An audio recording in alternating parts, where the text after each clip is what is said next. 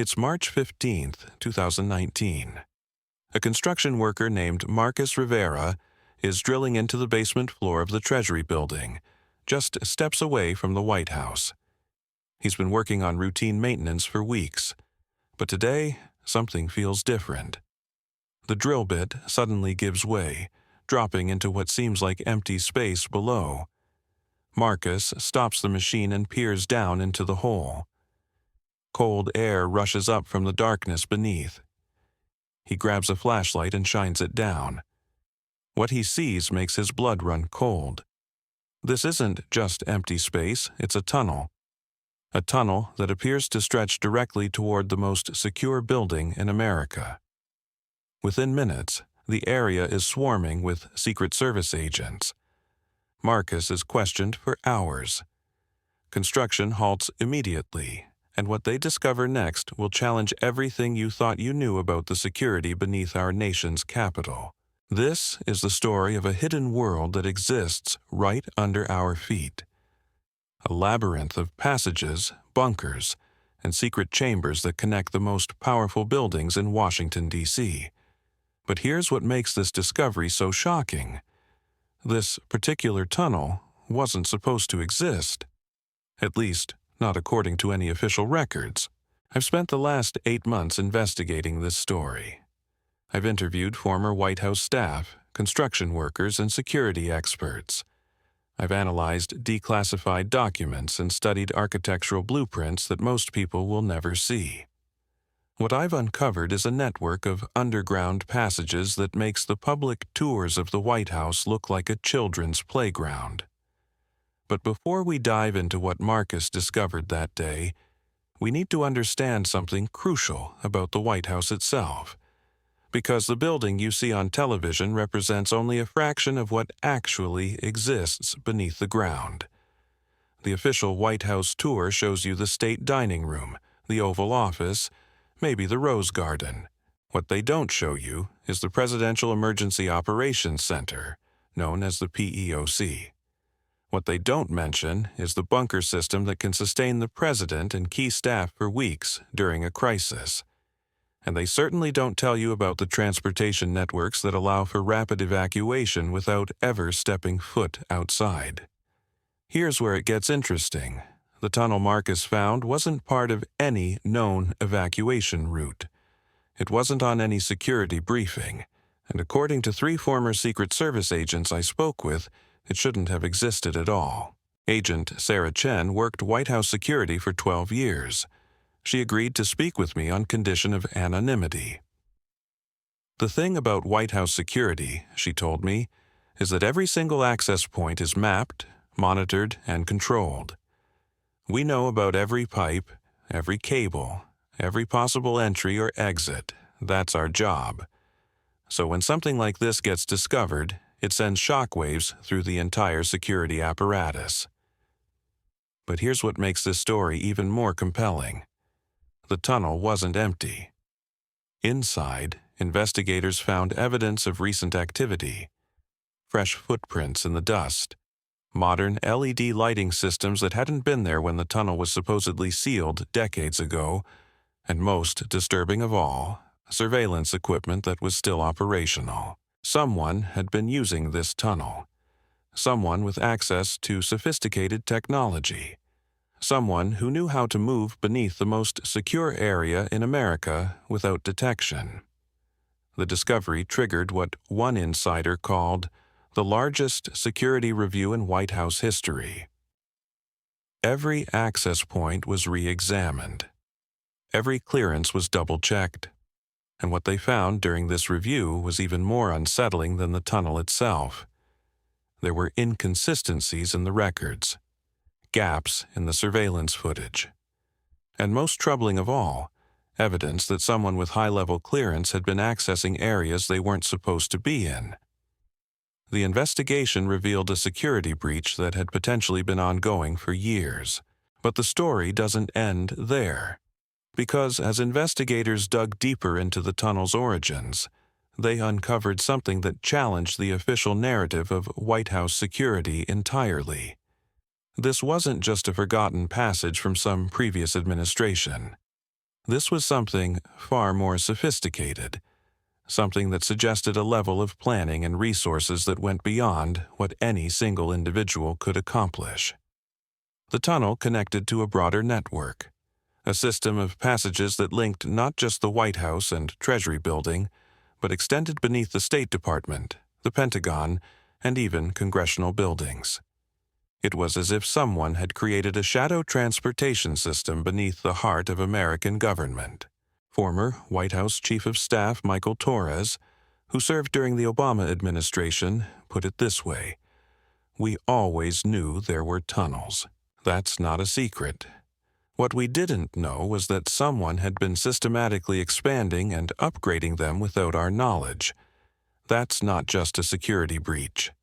That's a fundamental compromise of our entire protective system. The implications are staggering. If someone could access and modify these tunnels without detection, what else might they have been able to do? What other security measures might have been compromised? And most importantly, who was behind it?" The FBI launched what they called Operation Underground. Over 200 agents were assigned to investigate not just the tunnel itself, but everyone who had access to the areas where it connected. They analyzed decades of personnel records, construction permits, and security footage. What they discovered was a pattern of activity that suggested this wasn't the work of a lone individual. There were shell companies that had been awarded construction contracts, maintenance requests that had been approved without proper oversight, and a series of security clearances that had been granted to individuals whose backgrounds didn't quite add up. Agent David Park, who led the investigation, described it as the most complex security breach we've ever encountered. He told me, "This wasn't someone sneaking in through a window. This was someone who understood our systems well enough to work within them. Someone who could navigate our bureaucracy, our approval processes, our security protocols. That level of insider knowledge is what made this so dangerous." The investigation revealed that the tunnel modifications had been ongoing for at least 5 years. During that time, whoever was responsible had installed ventilation systems, communication networks, and even emergency supplies. It was as if they had been preparing for something. But what? As the FBI dug deeper, they uncovered evidence of meetings that had taken place in the tunnels. Not just random encounters, but organized gatherings. Someone had been using this hidden network as a meeting place, away from the surveillance and security that covered every inch of the buildings above. The contents of these meetings remained classified, but sources close to the investigation described them as deeply concerning. There were indications that sensitive information had been shared, documents that should never have left secure facilities, conversations that could have compromised ongoing operations. But perhaps most troubling of all was what investigators found when they traced the tunnel's construction timeline. The modifications hadn't been made by outsiders who had somehow gained access. They had been made by people who already had legitimate reasons to be there. People with security clearances. People who were supposed to be protecting the very systems they were compromising. The realization sent shockwaves through the intelligence community. This wasn't just a security breach. It was a betrayal from within. Someone with access to the highest levels of government had been systematically undermining the security of the most protected buildings in America. And as investigators continued to follow the evidence, they discovered that the tunnel network was just the beginning. There were other modifications, other systems that had been compromised, a pattern of activity that suggested something far more organized and far more dangerous than anyone had initially imagined. The question that haunted everyone involved in the investigation was simple. If they could do this without detection, what else might they have done? What other secrets might be hidden beneath the streets of Washington, D.C.? The investigation took a dramatic turn when agents discovered that the tunnel network wasn't just about physical access. Hidden within the walls were sophisticated data interception systems. fiber optic cables that could tap into government communications, recording devices positioned at strategic points where officials might pass through during emergencies.